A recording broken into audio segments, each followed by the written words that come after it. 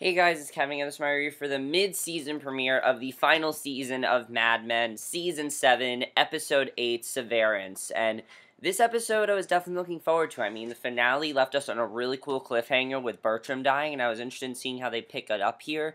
And I have to say, this was a good premiere. It wasn't the best premiere. I feel like this episode, it didn't feel like a regular premiere. I understand it was a mid-season premiere, but I kind of feel like it didn't really feel like a premiere. It felt more just like another episode, which is fine, but I would have wanted more to it. I would have wanted more of a setup of where we're going, because I can't exactly tell where we're going. Let's get to this episode, because I really enjoyed it, and I'm very interested in seeing what's going to happen next. So, we see Don, he's talking to a model, Cindy, who is in a chinchilla coat, and right away you can see that he's not thinking about Megan. Megan is not in his mind right now, and I'm pretty sure that his relation with Megan is over. We don't see Megan in this episode, and I don't think that I think pretty much him and Megan are done. He tells her to show him how it feels. He tells her to look at herself and asks if she likes what she sees. He says to make it look like she's just wearing the fur, and she doesn't. He says that's good. And the whole time we're hearing the song is that all there is in, like, the background. And honestly, that song really works, because I feel like Dawn is thinking right now, is this all there is to my life? Like, I feel like that's why that song was played. Because Dawn's thinking, is this really all there is to my life? Just girls and Sterling Cooper? Because that's really all there is to his life, if you think about it. I mean, really, there's nothing else out there, because he's not with Megan anymore. Bertram's now dead, and he doesn't really have much in his life. So all he has now are just these random girls, and I like that they played the song, because it really is making us think that. So he says to put her leg up on the chair, let the coat slide down, show her smooth skin, and she does, and stroke her legs up to her thigh. He says it's good, and the next girl comes in. So later, Dawn is with 3 models, regaling them with stories of growing up in a boarding house, and you can see that definitely some time has passed, because then we see Roger's with them. But Roger is like this really thick mustache now, which I thought was interesting. He sits down between 2 of the models, and basically Roger says that Don loves to tell stories about how poor he was, but tells the girls he's not now, and I thought that was kind of funny. I mean, we always see those flashbacks about how poor Don was and things like that, but I like that Roger shut that down. I thought that was really funny. So, basically, Roger mocks the waitress for reading, and Don asks if he knows her. Roger leaves 100 for being a jerk. They get to leave, and Don looks back at the reading waitress, who ignores him. That waitress actually plays a big role in this episode. Now, Don comes home, calls his massage service, and Laura left a message saying he could call as late as midnight. He also got a call from a stewardess on layover and another woman, and he calls the stewardess, who shows up with wine. She slops her wine on the white carpet, and he throws a blanket on the floor to cover it, then pulls her down with him. So, I thought that was an interesting way to start the episode. Now, my only thing in this episode is that I didn't really care about the subplots. I cared about Peggy's, but I didn't really care about the whole thing going on with, like, Topaz. I understand we need some sort of ad campaign, but we didn't know anything about this, because when we last left off, this was about Burger Chef, and definitely you can tell that there has been time passed. It's now 1969, and I understand that, but this just kind of came out of nowhere. So Joan and Peggy are showing eggs to competitor Topaz, and the guy from Topaz said they should have a Topaz since they have an egg. Peggy says imitation is not a good strategy, while Joan says she told them quite a while back about this product, and they just seem to be okay with it. They didn't seem to have any problems with it. So Ken comes to take Art and Marvin to lunch, and Harry tells Joan and Peggy to keep the client, because they don't really know what they should do, but the best thing to do is to keep the client, and basically that's what they're going to do.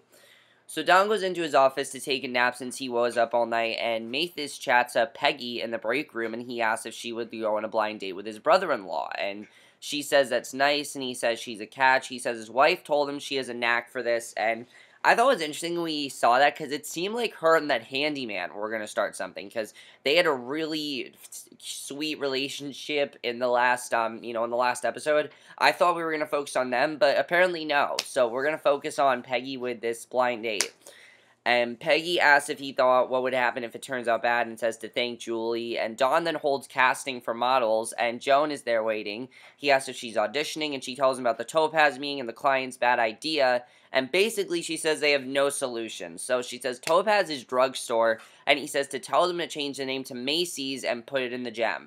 So Ken is with his in-laws and gives his dad a new set of golf clubs to celebrate his retirement, and Ed talks about learning to cook, then says he made a Pop-Tart, and it's a very small moment, but it's still a character development, because, you know, his dad's retiring and everything, so I like seeing that. And then we see Rachel, who, if you recall, Rachel was actually one of the first women that was one of Don's affairs, because, of course, Don's always had these affairs, but Rachel was one of those first women, and it was really cool to see Rachel again, and Don's really surprised to see her after all these years. I mean, he's been with he was with Betty, and then he was, you know, with Rachel, and then he was with Megan, and now after all this time, he's seeing Rachel again, especially after his marriage with Megan. Well, it's not completely over, but he definitely says they're getting a divorce, and he tells her she's Wilkinson Smooth, and he wakes up from a dream, and the stewardess is in his bed, not Rachel. And Ken finds his wife awake late, and she tells him her dad is old, and then she says Ken is bored and angry because he hates his job. She tells him he should write his book, and he says her dad sold poisons at Dow, and then they fight, and the baby starts crying, and Dow shows up, and basically Dawn shows up late, and his secretary complains. He asks her to call Rachel Katz to set up a meeting, because he wants to catch up with her, see maybe what's going on with her, how she's been, because he hasn't seen her in a while, so obviously he wants to catch up with her.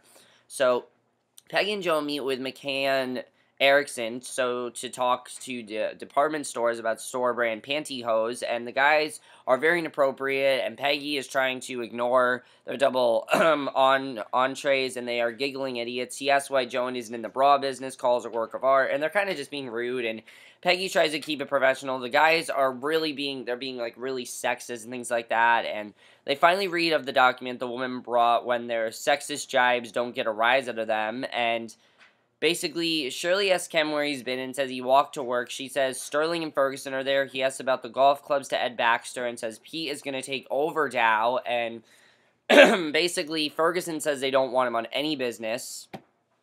And he reminds him that he walked out with the Bird's Eye account and called them Black Irish thugs, and Ken tells Roger that he's a Black Irish thug, and he gets canned but is offered severance and a reference.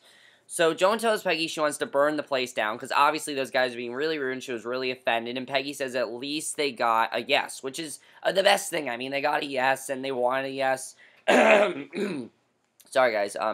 Peggy tells Joan she can't dress the way she does and expect to be taken seriously, because, you know, Peggy does dress very provocatively and things like that, and Joan snaps and basically calls her ugly, and then Peggy says that Joan, and I really like the argument that these two get in, because, I mean, it really shows the difference between Peggy and Joan. Joan is filthy rich and doesn't have to do this, which is true. I mean, Joan and Peggy are very different. Peggy is a lot more common, and she doesn't dress provocatively, while Joan is very rich, and she wears, like, very filthy, filthy rich clothes, and you can tell that she's rich, and I like that argument overall. I definitely enjoy it. I like seeing the tension between them, and I like what that's setting up. So Don's secretary says he has a busy afternoon, says she scheduled him with Mankins because Rachel stepped down a while ago and died last week, and I thought that was interesting when we found out that Rachel died, and especially since he just saw her, he's very shocked, and he's completely stunned. He had no idea what was going on with Rachel. He had no idea about her life or anything, so just hearing that she died out of nowhere was really surprising for him, obviously. So she apologized for upsetting him, and Dawn says she was younger than him. She goes to get him a sandwich and leaves him upset, and you can see that he's really upset by what happened. I mean, he really wanted to catch up with her. He wanted to see what's going on with her, and now that he doesn't know, he feels really upset. So Peggy tells Mathis she had a cancellation. She can join them for dinner, but he says they already made other plans. She says no problem, and then she says he can give Stevie her number. And Dawn goes back to the diner to look for the waitress, and Dawn asks Di if he knows her from somewhere. And she says he doesn't need a line, then goes out back for a smoke, and Dawn follows. He introduces himself, and she kisses him. She unbuttons his pants, and he does her again, and basically they have sex in the alley behind the diner. She goes back inside, ties her apron on. He combs his hair, follows her back inside. He asks what time she gets off, and he says he got his 100 worth and can go. So you can definitely see that one of the things that Dawn, again, this really sums up that if is that all there is, message, because it's just showing that this is all Don's doing. He needs some sort of woman in his life, and now he's just getting really desperate. I feel like at this point, Don is just really desperate to have some sort of woman in his life. So Ken calls to Don outside the office. He tells him that McCann told Roger to fire him, and if he did, And he did, so Don says he'll just call Jim Halbert and tells him not to do anything rash, and he says his wife told him to quit and write his novel, and he was thinking about it, but then they fired him, and he says they want him to gift wrap his account for Pete, and Ken says it's a sign and that it's great. He says he just has to drag himself through these doors, and then we see Dennis from McCann calls Joan, and she tells his secretary, to tell him she's in for a meeting, and Ken meets about Pete with the accounts, and he asks Ken what he did to McCann, and he says he just didn't fit in, and Pete says if he didn't pay bail, he wouldn't have a future. So Ken says he's writing about the field, and Pete says he should write an adventure book because he would look great on a book jacket, and Pete says it felt great when he moved to California, and now he's back. So Pete says to feel free to use him as a reference, and you can kind of see that I feel like Pete's going to help out Ken a little bit. I don't know, I mean, to me, it seems like Pete's going to help out Ken, but what do you guys think is going to happen there? I don't really know. So Joan's out shopping, and the sales clerk asks if she used to work there and says she can still get the discount, and Joan says she's mistaken, and basically, Ted comes to see Dawn about the final model choice, and it's down to 3, and Dawn says the Wilkinson guys are perverts, and which we can tell they are. Ted says that there are 3 women in every man's life, and I love that line because it really sums up Dawn. I mean, think of the women he's had in his life. He had Betty, cheated on Betty, went with Megan, cheated on Megan. I mean, he's had a lot of women in his life, and I love that. That really does sum up how Dawn is overall. I definitely enjoyed that. So he then says Vogue is having a party and invites Dawn along, and Peggy meets with Stevie, and his order comes out wrong. She asks why he doesn't send it back, and he says Mathis told him she's the kind of girl that doesn't put up with things. He says he also told him she's funny and fearless, and she offers her plate to swap and says she loves veal, and Dawn goes to Rachel's memorial and says he won, and you can see that definitely Peggy and Stevie, they're getting really close, and I really like their moments in this episode. So Dawn goes to Rachel's memorial and says he wanted to pay his respects, and her sister Barbara sees him, she knows his name, and tells him they're sitting Shiva, and he says he's lived in New York for a long time and knows what it is. She asks about his family, and he says he got divorced, then remarried, and is getting divorced again, and she says she's sorry. He asks if those are Rachel's children, and she asks when he last spoke to Rachel, and he says years ago, because it was years ago, and then asks what happened, because we have to remember this was like a 7-year time jump in Season 7, and basically Barbara says that she died of leukemia. She had leukemia all this time, and Dawn didn't know that, and I thought that was really interesting. And I'm kind of wondering, did she have leukemia when her and Dawn were, when Dawn knew her? Did she already have it? I really don't know. And she asks what he's looking for, and he says he just wanted to check on her life, and Barbara says she lived the life she wanted and had what she wanted. They started the service, and Dawn looks pretty troubled. I mean, what she said to him was really abrupt. It seems like she doesn't really want him involved. And I mean, it kind of seems like, maybe Rachel didn't want him involved, probably because she didn't want him to get attached. So that's probably why she didn't really talk to him or anything. And I'm sure Rachel knew she was dying. So I don't know. We're definitely going to find out more there. So Peggy and Stevie seem to be enjoying their dinner. She tells him they should go to Paris right now. He says he doesn't have a job, and she says she's not kidding. They're kind of tipsy. They go to her place, and he looks for her passport. He kisses her and pulls off her jacket. She tells him to stop and says she can't believe she can't find her passport. And he asks her where they were going to do in Paris, and she said she thought he was a fling, but he may be more, and she doesn't want to sleep with him the night they met, which I think is the best thing to do. I mean, with a fling, you just sleep with them, but she actually really cares about Stevie and thinks that maybe she could have a relationship with him. And I honestly think that these two could be really good together. I mean, Peggy needs a man in her life. She does. Peggy, I mean, she can get by without a man. She's a very strong woman, but if she wants a man in her life, I'd really love to see her start dating again. And she says they can go next weekend. Then he says he has a job interview. He asks if she really wants him to go, and she tells him to call when he gets back from his DC interview. He says he will. He leaves, and Peggy smiles shyly, basically very hopeful of what's going to happen between them. So Dawn lies awake in bed listening to Nixon about the Vietnam War, and Peggy wakes to her alarm, and Pete tells Sterling about the accounts he locked down, and Ken shows up, and Sterling asks if he, and basically Roger asks if he invited him. Ken says he won't be collecting severance, and he says his signaling bonus from Dow is so big, it would feel like double dipping. He says he's taking Tom Schaefer's job, and Pete asks if he's firing them, and Ken says, no, something worse, I'll be your client. And he tells him he'll be very hard to please, and he leaves, and basically, it seems like him and Pete are going to work together. I don't know how Pete really feels about this. It doesn't seem like Pete's happy, but we'll see what ends up happening there. So Mathis comes in and tells Peggy that he heard she had a fun night. She kicks him out of the office, and I love that she just, kicks him out. She doesn't want him to know what's going on. She says she had too much to drink and isn't going on a plane to Paris with a stranger, and it's really her decision on what she wants to do here. I mean, does she want to have a relation with Stevie, or does she just want this to be a one-night stand thing? We don't really know yet.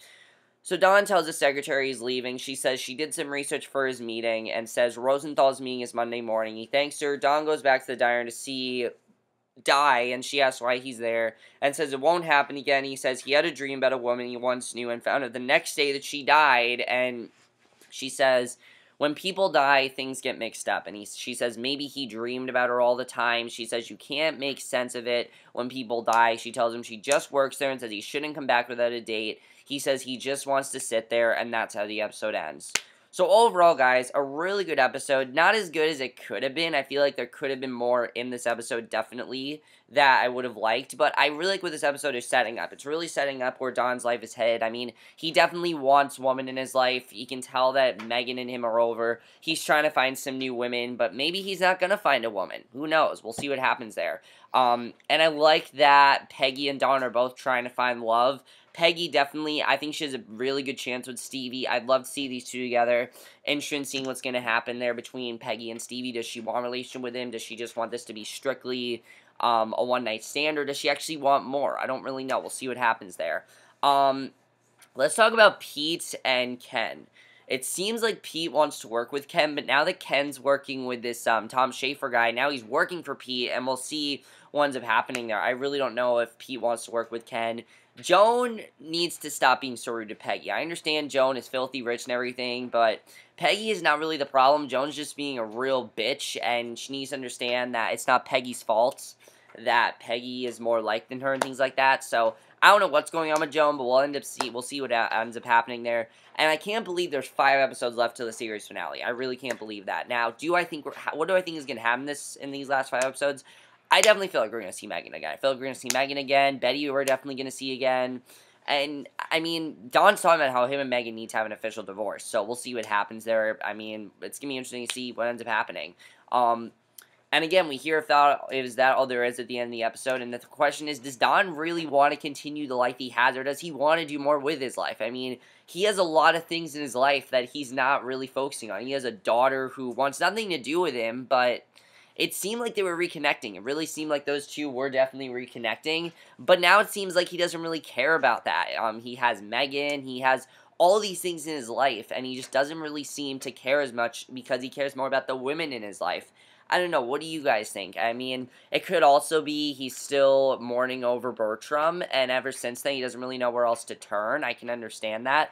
I mean, that whole thing that Bertram said to him at the end of the last episode is just showing that the best things in life are free, like, you know, kind of showing, like, the happiness in his life, but I don't really know. I mean, I said Don was suicidal in the mid-season finale, and I still kind of feel like he is. I feel like Don still doesn't really... I don't feel he's suicidal. I feel like he just doesn't really know what to do with his life. What do you guys think, though?